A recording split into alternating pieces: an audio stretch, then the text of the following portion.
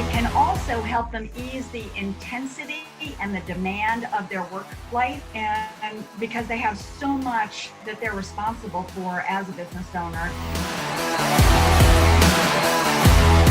Welcome to the Spartan Pro Show, everybody. The Spartan Pro Show is where you tune in to grow personally, grow professionally, and grow your business. No matter how your role is defined by your organization, you are a leader. Today, we have Abby Donnelly with us. I'm David Childs, CEO of Spartan Planning, and we have David Lillard, the president of Spartan Branding.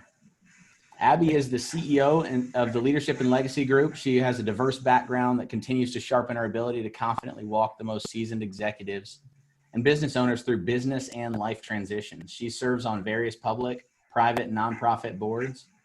When you think about leadership challenges, succession planning, or building the value of your business, you should think Abby. Abby, welcome. Thank you. Thank you. It's great to be here. I appreciate the opportunity. Absolutely. Well, we're going to dive into a question here. I know you had some quick thoughts about people taking notes along the way. Why don't you share that for a second? Yeah, sure. So I'd like to invite everybody that's watching or listening to this to grab a pen and a piece of paper.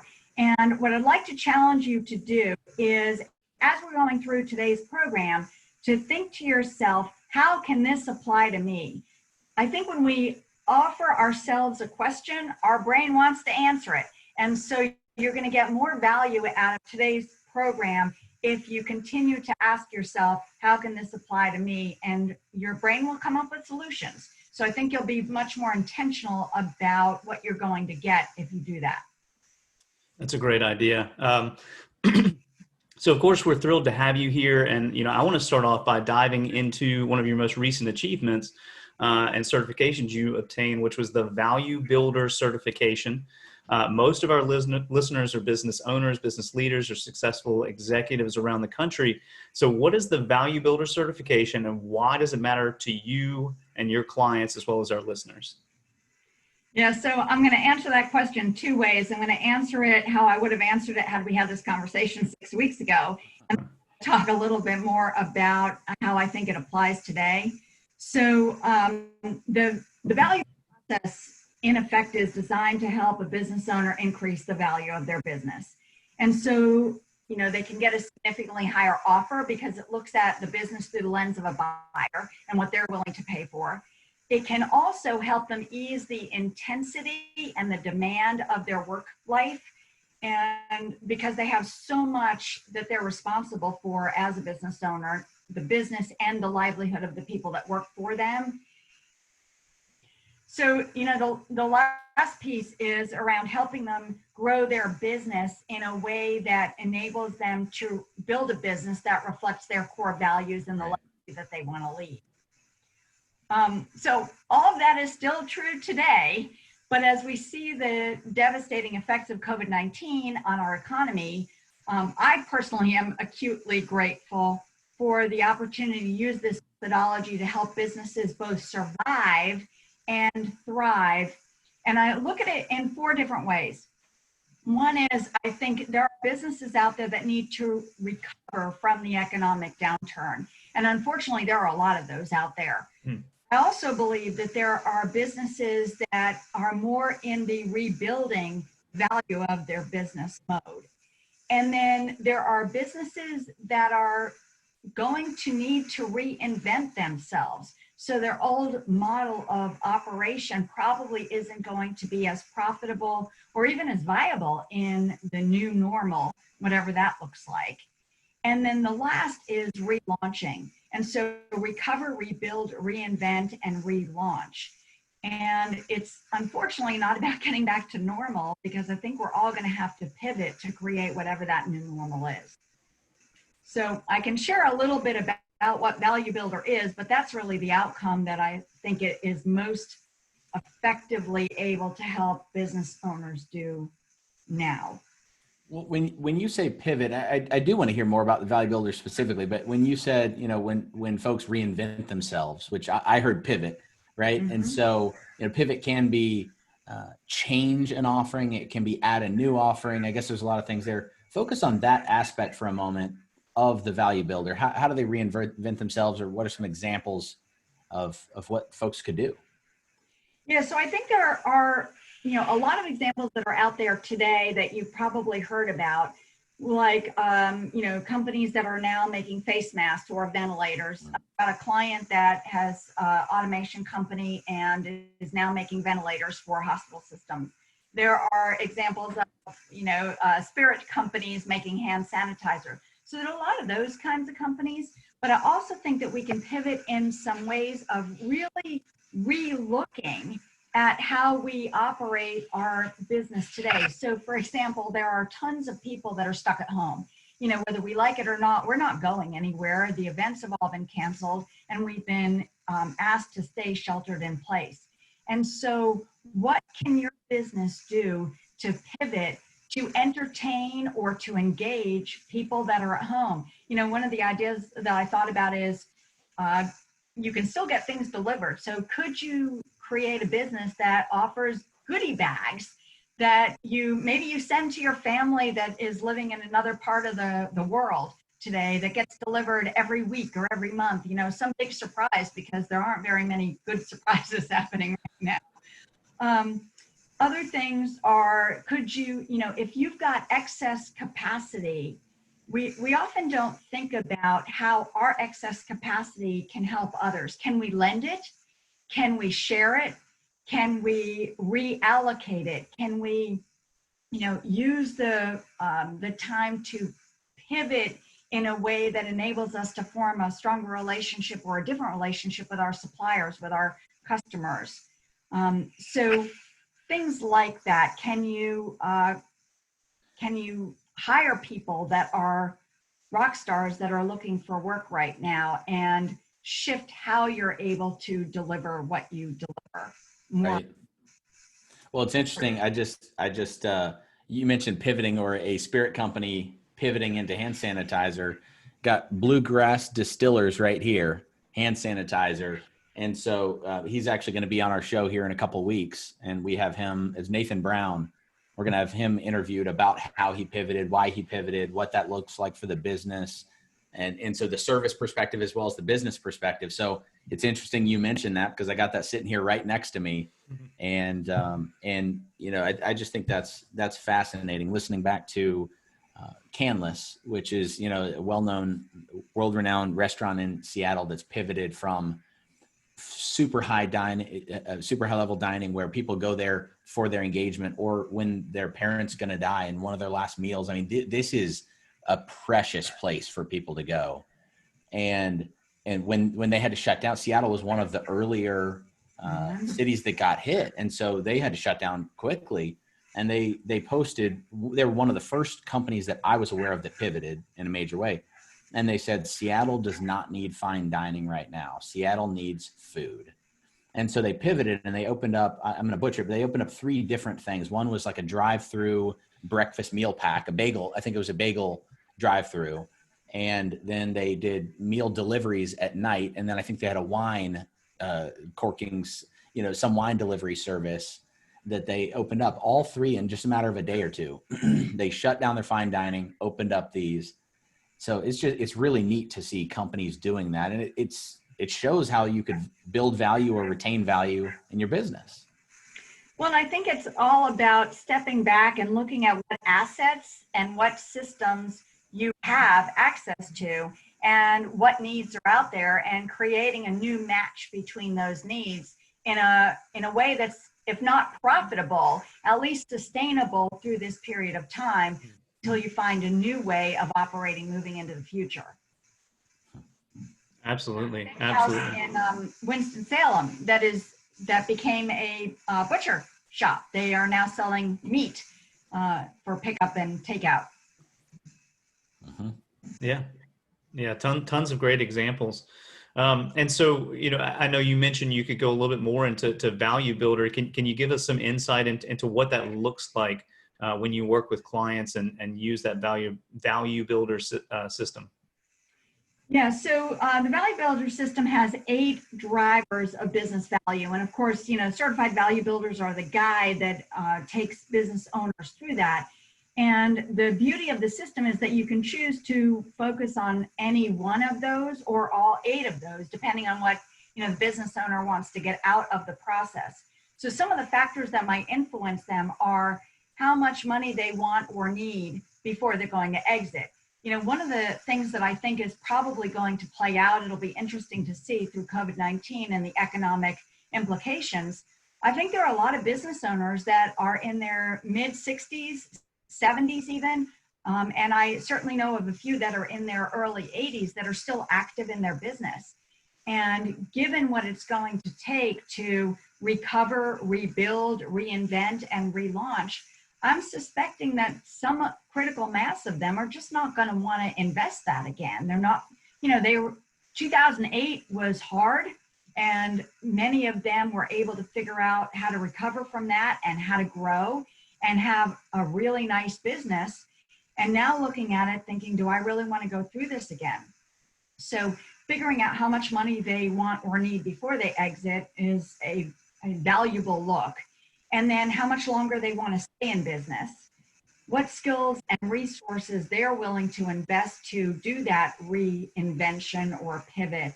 And then the legacy that they want to leave. You know, what does the business look like as they transition it to their successor or a new buyer?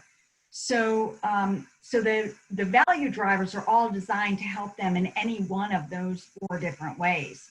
And some examples of the value drivers that I think are most relevant now, obviously all 8 of them can be used, but I think scaling your business, especially if you're going to scale in new and different ways, where you're looking at what are the highest what are the strongest ROI that I can get for the lowest investment risk, and scaling that part of the business. One of the things that I think plays to your strengths, David, with Spartan Branding is marketing your key differentiators. And that's exactly what I see you doing right now. You're helping business owners figure out how do they identify what their key differentiators are, and then how do they position it. And the message may be very different today than it would have been 6 weeks ago, because, you know, the world has changed and what people need is so different. One of the other ones that I really love in Value Builder is recurring revenue models. So John Morlow, who wrote the book Built to Sell and also wrote The Automatic Customer, he talks about how every business has opportunities to create recurring revenue. And that's different than reoccurring revenue, which is where you have the same customer coming, you know, on a regular basis. Recurring revenue is where it's automatic. They're just, you know, you have to stop the buying. And so one of the examples that I've teased with my husband about is we used to have friends that we would go to dinner at Asahi Japanese restaurant every Friday night. They would pick us up at 6:45. And that was our habit. And we had to actually tell the friends, don't come pick us up, we're gonna be out of town. Otherwise they would have come to our house. And so, you know, we now eat pizza every Friday night. So I was thinking that a restaurant that wants to build in some recurring revenue could decide to offer, you know, fried chicken Wednesday like Starmount does, but it's an automatic delivery. Like you sign up and every Wednesday at 5:30, we're going to be at your house delivering that, or we'll have it ready for you at takeout. And it builds that habit, but it also automates it, and there's that recurring revenue. So brilliant. So things like that. There are 9 models that Warlow talks about for recurring revenue. And there are other drivers, but those are some examples of the kinds of things that I think can be extremely powerful to hit any of those recover, rebuild, reinvent, and relaunch. Yeah, it sounds like a lot of those are especially useful right now as businesses can't do business as usual and are trying to figure out different ways. It's a good time to assess what you have, what your capabilities are. And, you know, even when we talk about Canlis, you know, if they only thought of themselves as a fine dining restaurant, then stay at home means close down, shut down. Yeah. But if they pivot and think about themselves as just delighting customers with great food, then they can do that any way they want to. And it instead of creating a limiting mindset, it creates an unlimited mindset, and there's more opportunities to be able to serve people. Yep, that's exactly right. And even in the marketing, I know that's your specialty, David. In the marketing, one of the thoughts, because restaurants are having to make some of the biggest adjustments right now. At least that's what we're certainly seeing a lot of in the news. But one of the ideas around changing our marketing is, if people are getting takeout all the time from certain restaurants and that restaurant caters to your target market, like Canlis is a great example. If the people that would buy from Canlis that need food are going to be folks that have always purchased from Canlis, but maybe now they're not buying fine dining, but they are folks with high net worth or something like that. Well, who else wants to get in front of people that have high net worth? So could you form a strategic partnership for marketing purposes to drop your flyers in each takeout box for Canlis? And then suddenly you're getting into people's homes at a time when they aren't getting much into their homes besides maybe groceries and takeout. Mm-hmm. So looking at ways to partner with other customers or other businesses that go after the same customers as you do can create all kinds of new opportunities. The other things that I think about is, expanding how you use your resources. So back in my Procter & Gamble days, when I was working with our packing material suppliers, there were times when we would go and bring a team that would work because the supplier was short-staffed or the skills that they needed were not in as much abundance as we needed them to be. So we would bring a team from Procter & Gamble down into our supplier's plant, and we would provide access to the resources they need to boost their production and boost the quality checks that needed to be done to ensure that we got what we wanted. And so, being really creative about how you use the resources you have can open up new longer term opportunities when this is behind us. Well, it's interesting, from a pivot perspective, I think you and Blaze were talking about this yesterday, and just, it really hit my heart yesterday when I heard Blaze came into my office and started talking about it. Was when we're talking about pivoting, we were talking about nonprofits and for-profits, but to hear the news that Homeland Creamery and other milk companies are dumping hundreds or thousands of gallons of milk because they can't sell it because they can't distribute it, that's terrible. Not on the company. That's a terrible tragedy that it has to happen. And so how can we make it not have to happen? And so what I heard, and I don't know if this was a direct correlation from your conversation or if this was just what we walked into, but it sounds like, why aren't people stepping up and saying, we'll help provide these extra trucks. We'll go rent from Penske. We'll rent from U-Haul. We will get these trucks. We'll get some workers to deliver this to the 26 million people that just lost their jobs. Right.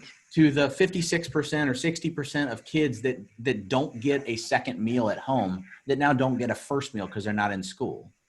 Well, that's exactly right. Blaze and I were talking yesterday, and the concern that I have is that the disconnect between people that have excess resources and excess capacity and capability, and those that are, literally dying because they can't gain that access to it. And so figuring out how to put that supply chain together, how to put that, and it doesn't even have to be volunteers. I mean, we tend to think about volunteer because that's the easy answer, let's get free labor. But there are businesses out there pay their people to get out there and, bottle the milk and transport it and get it to the places that need it. But we need to help create those conversations and link those people up. And I think that's where the gap is. Or the gap is because we're not thinking creatively enough on ways to go make that happen. I think in general, our tendency is to look at what's in front of us and say, well, I may have, extra capacity in space or in materials. Like one of my clients was talking about selling off a bunch of inventory that he doesn't need that can be reutilized for making masks, because the products and services that they offer can be, pivoted and reinvented for that. I think that there are some great examples of companies out there I read I think it was in the New York Times, about a number of universities that they have laboratories. Their students aren't there using those laboratories. They have all kinds of N95 masks and, the laboratory gear and PPE for people to use. And so, in this case, they're donating it, but they could also, choose to leverage those resources for a benefit, not a gouging, not a price gouging, but everything doesn't have to be about free. It can be Right. a fair exchange.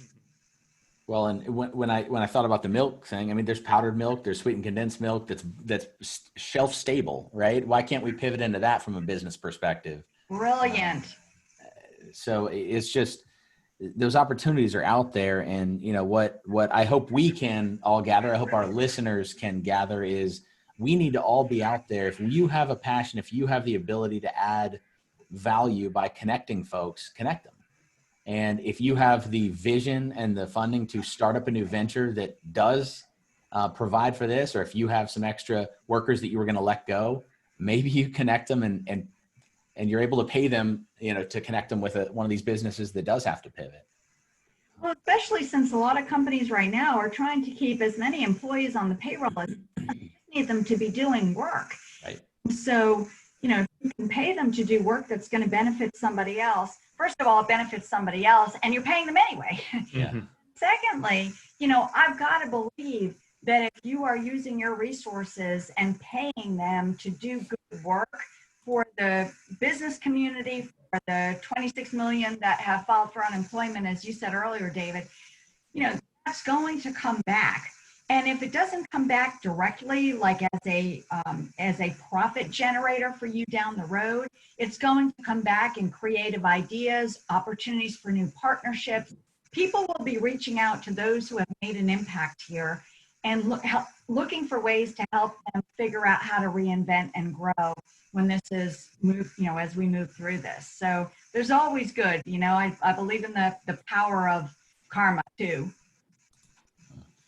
Yeah, that's a good point. And, coming back around, you talked about some of the business owners that you've worked with that are looking at transitions and they are in their 60s and 70s and early 80s. What's next for them, for some of the major hurdles or challenges that they're facing, and how can they overcome those? Yeah, I'm curious to see how this is going to play out. What I've noticed is that, prior to COVID-19, business owners were sticking around. I mean, the baby boomers are, they are not leaving their business at 65 like the previous generation used to. And a lot of it is because they're in great health, relatively speaking, and they're having a good time. I mean, something that they can and should be very proud of. And so, one of the biggest is that I think they're going to face right now is around, there are two challenges that show up for most business owners as they're thinking about, what's next for them and how to transition their business. And the first one is what you have talked about in your Spartan Planning newsletter around uncertainty. And, I loved what you wrote in the newsletter about the behavioral finance aspect of uncertainty, which is true, as you know, for all aspects of uncertainty, that we as humans are so much more comfortable facing a certain negative outcome than we are dealing with the uncertainty of not knowing. And there's a lot we don't know right now. We don't know how long this is going to last. We don't know how dire it's going to be. We don't know a lot of things. And so when I think about a business owner's perspective, they not only don't know any of that, but already they are dealing with the uncertainty around finding a buyer or a successor that they can trust, that has the skills and the money to be able to buy them out, even if it's over time, at a level that they can afford to leave at, because they've got some number in mind that they probably need to ensure their viable retirement. And right now that number may have just gone up at a time when people can afford less. So they're also questioning the process of selling their business. You know, there's the uncertainty of due diligence and the tax implications, and will I have to do an earnout? And who can I hire that can guide me through this? Is it my attorney, or is it another attorney? Is it my CPA? Is it a broker? Is it a financial advisor that can give me the guidance on what I need to do with my finances, and you know, when I get paid out in that moment. And then of course you're questioning what happens if I have a fabulous buyer and they get cold feet. And I've seen that happen. And I think there are a number of deals that were in process right around the time that the pandemic kind of hit home for many of us. And there's a lot of uncertainty about whether those are going to go through. I read in today's New York Times that a large private equity firm is trying to get out of a deal that they're, you know, pretty deep into right now. And, you know, so there's all that kind of stuff that's going on. And to make matters worse, you know, nobody wants to be a chump. Nobody wants to make a mistake in selling their business and, you know, leave a lot of money on the table. But most owners are not trying to get the most money that they can possibly get out of the business. But they've never done this before. And so they're figuring it out for the first time. And so it can be a real challenge. So that's one big piece of it. The second big piece is that this whole process, and it's amplified now, is extremely emotional. You know, most business owners that are looking to transition their business, and even those today that are looking to relaunch, rebuild their business, reinvent, they invested a lot in this business. They've invested a lot of time and energy. They've invested money in building their business.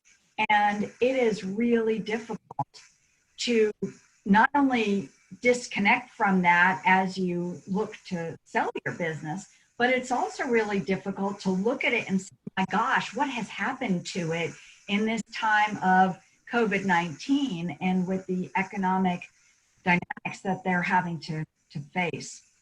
So both of those things are huge challenges, and there aren't easy answers. I mean, the uncertainty isn't just going to go away overnight, and we've all got to deal with our emotions. So one of the things related to coping that you put together is the top 5 coping strategies during the COVID-19 pandemic. Can you give us some key takeaways that our audience could glean from that? Yeah, you know, one of them was what we were just talking about with acknowledging and naming it, and being freed up then to deal with it in a much more professional, balanced, objective way, and allowing ourselves that grace to get to that point. Another one that I think is really important, you know, all of our lives have been upended in some way. And so for those of us that have the privilege of working from home, we might benefit greatly from sticking to our routines that look a lot like what life looked like before we started working from home. So for example, every morning I'm still getting up at the same time. I'm still doing my same morning routine. I'm still putting on professional clothes. And, you know, the fact that I'm sitting down in my home office is no different than if I were going to the office. So I think those routines can give us a sense of stability and a sense of control. And right now, a lot of us feel like we don't have control. So being able to pull upon something and remind ourselves of that control, I think, is very powerful. Another thing that I think is really valuable is that no matter what age you're at, I think that all of us have dealt with something that feels like a crisis to us before. You know, I don't think any of us have ever dealt with exactly this before, but we've all dealt with crises that have challenged us, and they may have challenged only us, or they may have challenged, you know, our business or our community or our family or something like that.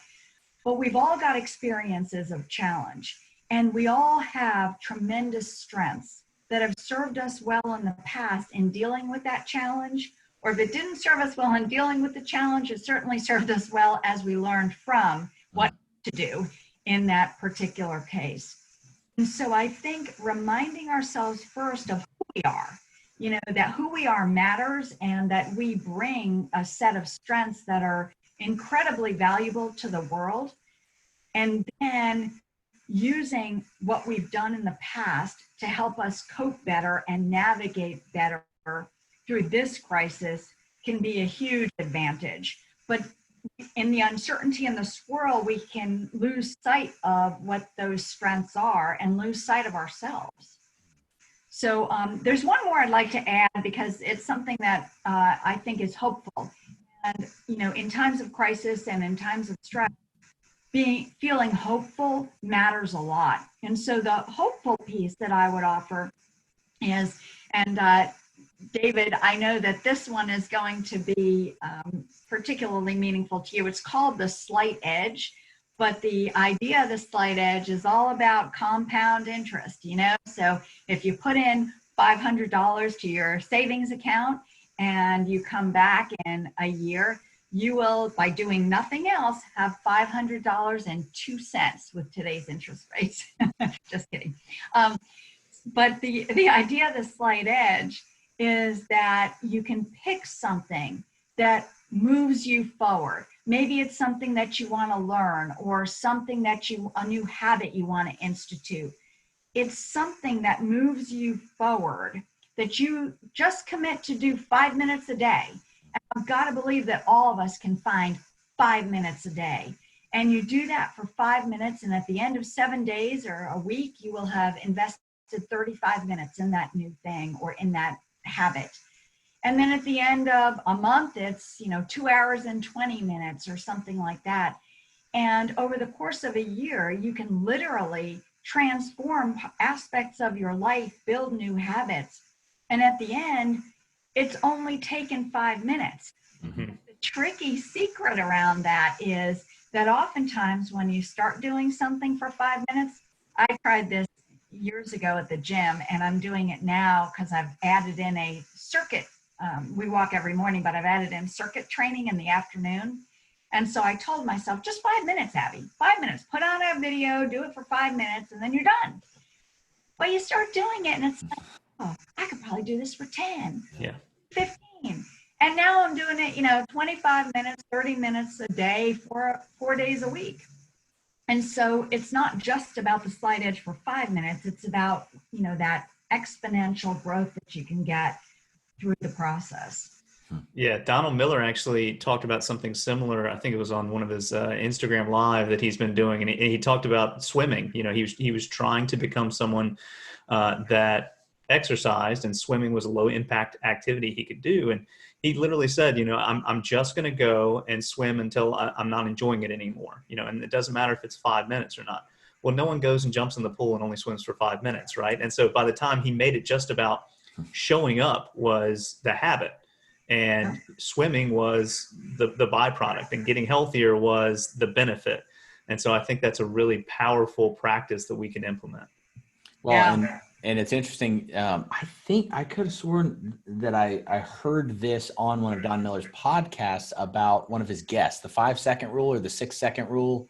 5-second rule. The 5-second rule. And a lady who wrote a book about the 5-second rule, and that I'm going to butcher it a little bit, but essentially what I remember, which is the important part, is what do you remember from a book, is that essentially your first instinct is generally pretty good. And so my instinct is I need to go work out. I need to eat healthier. I need to.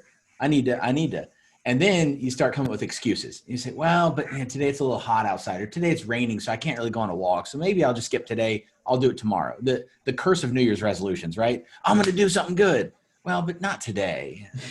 And so the 5-second rule, what I remember from it was that you need to out loud start counting from 5 down to 0 and make the decision, I am or I'm not, right then, because your instincts are still good. And it can, if you say, I need to go work out, all right, I need to decide right now I'm going to start walking out the door in the next 5 seconds or I'm not. It makes me a much more productive and active person by counting 5, 4, 3, 2, oh, crud. All right. And I go. Yep. Yeah, I know of her. And one of the things that she talks about in that process, which is, to your point, makes it so powerful, is that it forces you not only to decide, like you can't just think about it. You decide yes or you decide no in those 5 seconds. And then it forces you, if you decide yes, to be extremely proactive and intentional. And for me, it's all about intention. So if I intend to do something, then by golly, I've got to go do it. And if I don't, I've got 5 seconds to decide I'm not going to make it happen. And that's okay. But her point is that you will accomplish so much more if you just do it in 5 seconds.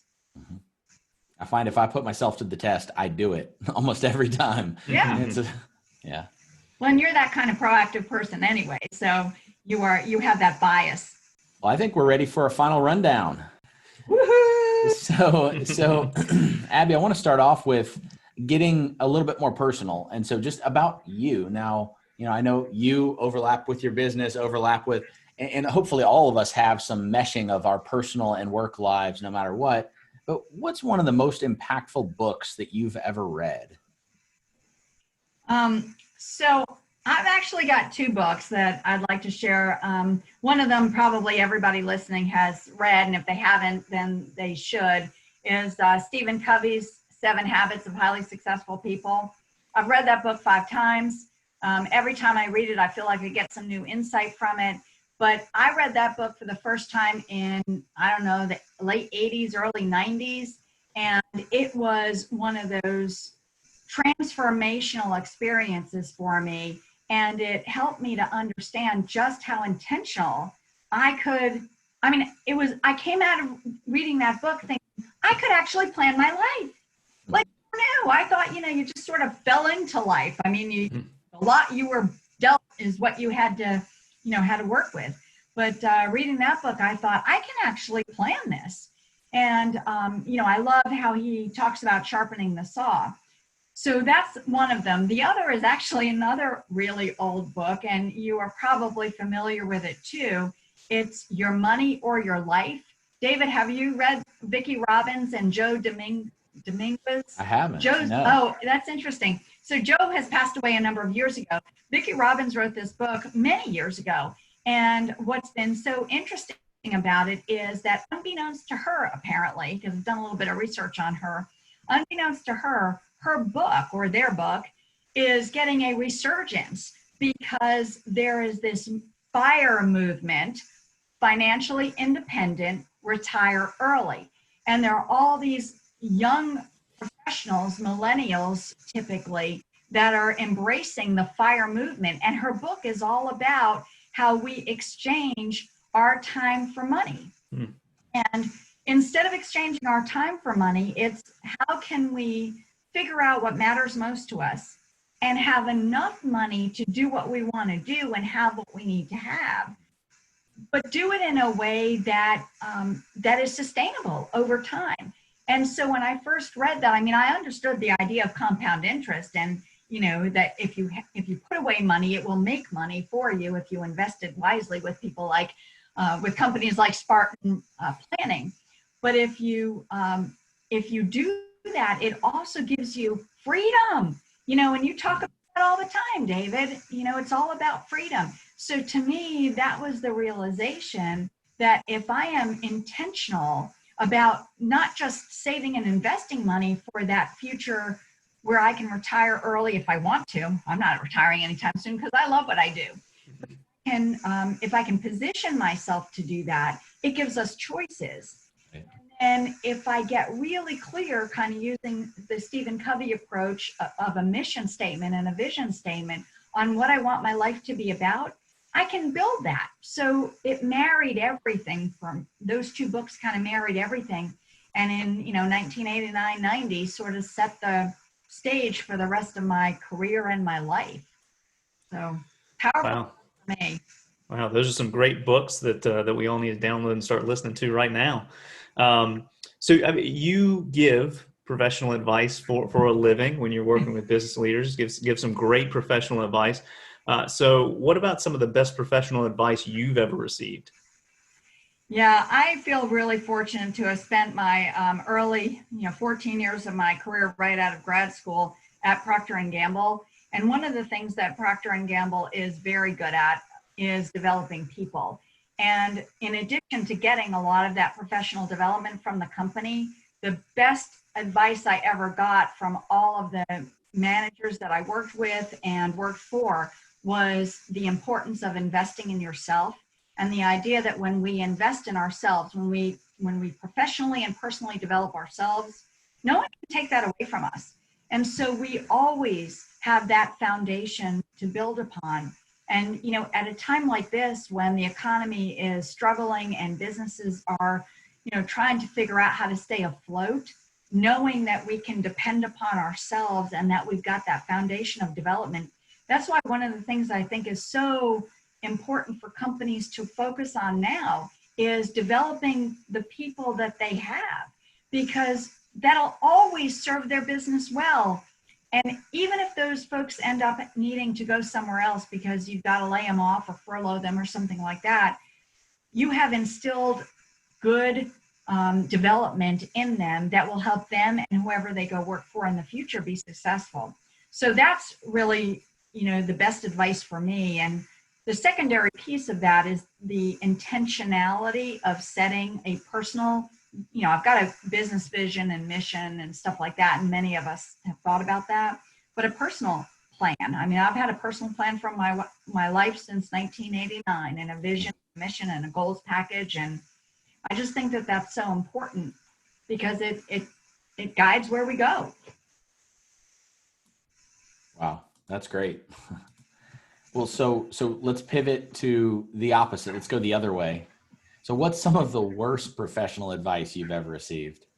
Well, I probably had a fair amount of poor advice over the years. Fortunately, I didn't take most of it. I've taken some of it, but I haven't taken all of it. I would say that, hindsight's always 20/20. We don't know that it's bad advice oftentimes until afterwards when we look back and go, ooh, I'm sure glad I didn't listen to that. But probably the worst advice I got was the idea that you go get a job at a large corporation, in my case, Procter & Gamble, and you just figure out how to stay there successfully for 30 years. Because at the end of 30 years, you'll be able to retire and, you get paid well, you get good benefits and all that kind of stuff. And I remember when I was preparing to leave after 14 years and thinking, I don't know if this is, if my new business is going to fly or not. I don't know if I'll be successful, but I have to try. I want it badly enough and I'm willing to work at it. And I have confidence in myself that I can do it. But there were plenty of people that said, what are you doing? How could you walk away from this perfectly good job with great pay and great benefits to the unknown? Stick it out. And, obviously I didn't. And I fortunately prepared myself to never look back, but I can look back now and say that I'm so glad I did not take that advice. Yeah, I think you've proven that you made the right decision there. Feels that way to me anyway. Yeah. And speaking about looking back, is there anything you wish you could go back and do better, get a do-over on? It's an interesting question because I'll say for sure there are mistakes that I've made, plenty of mistakes, plenty of things that, I wish that I had done differently or something like that. But the truth is that there isn't anything that I really today sit and say, gosh, I wish I could do over, because I look at some of the grueling roles and experiences and difficulties that I had when I was at P&G. And I look at some of the challenges that I had as I was starting my company, nearly 20 years ago. And the truth is that all of those have contributed to not only making me who I am today, but so much of it has helped me be a better coach, a better advisor, a better guide, because there are very few things that I have come into a conversation with a client or with a prospect or in my network that I can't relate to in some way. And for better or worse, relate to it in a way like, oh yeah, I remember doing something like that. I remember struggling with that same thing because, I did lots of things through those years that I would not want, published on the front page of the paper because it wasn't my best professional self. But I learned a lot from it, and it's made me better at being able to coach other people, but also better at being able to understand, that people, struggle with a whole range of different things, and that's normal and it's okay. The opportunity is to help navigate them through it to a place that they can be really proud of and be really successful in that next phase of life. So you just said the next phase of life. So final question here. What is the next big thing for you personally or professionally? So I'm really excited about the whole concept of supporting our business community, our business leaders. And when you introduced the show today, David, you talked about how all of you listening are leaders, and I do believe that and agree with that. And so I'm very excited about continuing to find ways to support, the leaders in the triad, the businesses in the triad, the people that you and I know and love, that we interact with every day, and doing that in a variety of different ways. One of the programs that I'm launching soon is a program to help business leaders do that intentional rebuild, recover, reinvent and relaunch, and doing it in a way that not only mines the platform that I've got access to with Value Builder, and not only mines any of the experience and resources that I can bring, but also mines a peer group, mines the brilliance of so many people that are in our business community that have experiences and wisdom to share, and helping create an environment and a methodology and a process to get that sharing done so that our businesses and our economy here will thrive. So that's what's exciting for me. And I'm looking forward to launching that. Awesome. Well, thank you so much, Abby, for joining us. This has been just incredible. There's so many resources for people to glean, I think, from our conversation and from the wisdom you brought. I wanted to pitch a couple things. One is Abby's book, 128 Tips to Make You a More Effective Leader. So I don't know if you would send that out to anyone who reaches out, but if you want that, then reach out. Abby, do you want to give your contact info here? Or do you want them to contact us? So my email address is abby@leadershiplegacygroup.com, abby@leadershiplegacygroup.com. And my phone number is 336-458-9939. And yes, absolutely reach out. I've got a second book too, Straight Talk, about planning your succession. So if anybody wants that too, glad to help. And then one final thing, I'm going to reiterate the introduction. When you think about leadership challenges, succession planning, or building the value of your business, you should think Abby. So speaking of Abby, we are going to have her as a featured speaker at our 2020 Spartan Pro Day. Now, as every one of you listeners out there knows, is there going to be a Spartan Pro Day? We'll see. There's going to be a Spartan Pro Day. Is it going to be in person or not? We'll see. As of right now, it is booked and set for October 13th at the Cameron Event Center, and just going to be a fantastic venue. Hopefully we get to see it. Hopefully we come out of this COVID madness and people are just chomping at the bit to see people again, to get together, to hear live content. If so, we're going to be excited to have you there. If not, we're going to pivot just like we've been pivoting, just like we're teaching you how to pivot, and we will do an out of the park online event. So either way, go to www.spartanproday.com, spartanproday.com. Sign up, get your ticket. The tickets are limited, and we're going to open up registration immediately. So I just want to say I attended last year, and there were a phenomenal combination of speakers to help you build and grow your business from all different angles, whether it was David Lillard, who did an outstanding program on marketing and branding your business, representative from the school system who has built a principal of the school, Jed O'Donnell, Yep. right, who has built an incredible school of high-performing students, to speakers that talked about how to create your own sort of business plan, the Michael Hyatt Group. It was a day chock full of brilliant ideas. I love John Ruhlin and his giftology. So every hour of that day was filled with amazing speakers who looked at your business in all different ways. And then the networking in between meetings and over lunch was phenomenal also. So thank you. Awesome. Thanks so much for that plug, Abby. We'd love to see you all there. Thanks for listening. Keep tuned for the next podcast drop as well.